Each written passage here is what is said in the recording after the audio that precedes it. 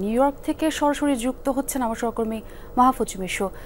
মিশু, আক্তারের উপর ডিম ছোড়ার ঘটনায় একজনকে তো আটক করা হয়েছে। এই ঘটনায় কি ধরনের শাস্তি হতে পারে সে বিষয়টি একটু জানতে চাই আপনার কাছ থেকে।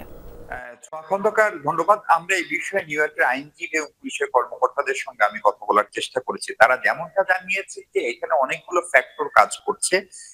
নিউ ইয়র্ক স্টেট যে আইন, সে আইন অনুযায়ী যে কোনো ব্যক্তিকে যে কোনো বস্তু দিয়ে আঘাত, অর্থাৎ সেটি পানির বোতল হোক কিংবা ডিম হোক, সেটি অপরাধ। এবং এই অপরাধের তিনটি ধারা বা তিনটি ধরন রয়েছে। যে সেটি ইচ্ছাকৃত ভাবে নাকি সেটি ফান করা, সেটি একটি বিষয়।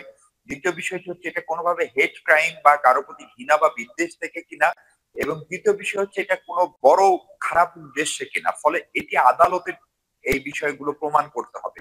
এবং যিনি অভিযুক্ত হবেন বা যার বিরুদ্ধে অভিযোগটি আসবে, অর্থাৎ যাকে আটক করা হলো, তার বিরুদ্ধে যদি আগের কোনো মামলা মোকদ্দমার রেকর্ড নিউ ইয়র্ক পুলিশ ডিপার্টমেন্টের কাছে না থাকে, তাহলে তিনি মুচলেকা দিয়ে, ক্ষতিপূরণ দিয়ে ছাড়া পাওয়ারও সুযোগ রয়েছে। সেক্ষেত্রে তার উদ্দেশ্যটি কি ছিল সেটি তাকে পুলিশের তদন্তে সঠিকভাবে প্রতীয়মান হতে হবে। আবার কারো উদ্দেশ্য যদি কাউকে আঘাত করা হয়, অপদস্থ করা হয়, তার প্রতি ঘৃণা বিদ্বেষ ছড়ানো হয়, তাহলে তার সর্বোচ্চ সাজা 1 বছর পর্যন্ত, অর্থাৎ 15 দিন থেকে 1 বছর পর্যন্ত হতে পারে বলে আইনজীবীরা আমাদেরকে একটি ধারণা দিয়েছেন এখানকার। সেই সাথে যদি কারো গাড়িতে বা পোশাকে যে বস্তুতে ডিমটি ছোড়া হয়েছে সেটির যে ক্ষয়ক্ষতি হয়ে থাকে, তাহলে সেই ক্ষতিপূরণের জন্য জরিমানা করারও নিউ ইয়র্কের স্টেট ডিপার্টমেন্টের যে আইন, সে অনুযায়ী বিধান রয়েছে। তার মানে হচ্ছে যে খুব গুরুতর অপরাধ এটি প্রচলিত আইনে না বলে আমাদের কাছে মনে হচ্ছে। কিন্তু এটি আদালতে যদি সঠিকভাবে প্রমাণ করা যায়, তাহলে সর্বোচ্চ সাজা হতে পারে 15 দিন থেকে 1 বছর পর্যন্ত। ছোঁয়া মিশু, সেই সাথে তো আরও একটি প্রশ্ন চলে আসে। এই যে অনাকাঙ্ক্ষিত একটি ঘটনা ঘটলো, এটির সাথে আসলে রাজনীতিবিদদের নিরাপত্তার বিষয়টিও তো এসেছে। এই প্রসঙ্গে আপনি কি বলবেন? একটা বিষয় খুবই ইন্টারেস্টিং, সেটি হচ্ছে যে আক্তার হোসেন কিংবা বিএনপির ভারপ্রাপ্ত চেয়ারপারসনের পররাষ্ট্র বিষয়ক উপদেষ্টা হুমায়ুন কবির, তারা সকলেই কিন্তু বলছেন যে এই বিষয়টি খুবই অনাকাঙ্ক্ষিত নিঃসন্দেহে, কিন্তু এটা অপ্রত্যাশিত নয়।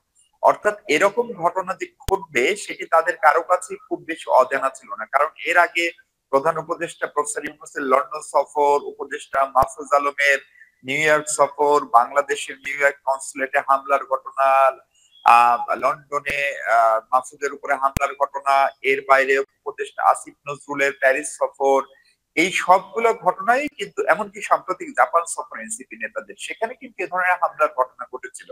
ফলে সেগুলোকে বিবেচনায় নিয়ে আয়োজক যারা বা উদ্যোক্তা যারা, বিশেষ করে এখানে যে রাজনীতিবিদরা এসেছেন, তারা তো প্রফেসর ইউনূসের সফর সঙ্গী হিসেবে তারা রাষ্ট্রীয় অতিথি।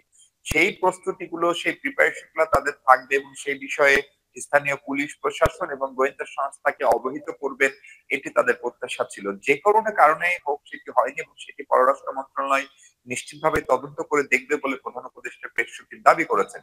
ফলে আজকের ঘটনাকে একটি শিক্ষা হিসেবে নিচ্ছে, এবং এটি নিয়ে আমরা যখন হোটেলে ছিলাম সেটি নিয়ে ওয়াশিংটনে যে বাংলাদেশের দূতাবাস, নিউ ইয়র্কে বাংলাদেশের যে মিশন, বাংলাদেশের যে কনসাল জেনারেল অফিস এবং জাতিসংঘে বাংলাদেশের যে স্থায়ী মিশন, যে 3টি অফিস, এবং সেগুলোতে কর্মরত কর্মকর্তা এবং ডিপ্লোম্যাট যারা আছেন তারা আলোচনা করছিলেন এবং তারা এটার কারণ খুঁজে বের করার চেষ্টা করবেন।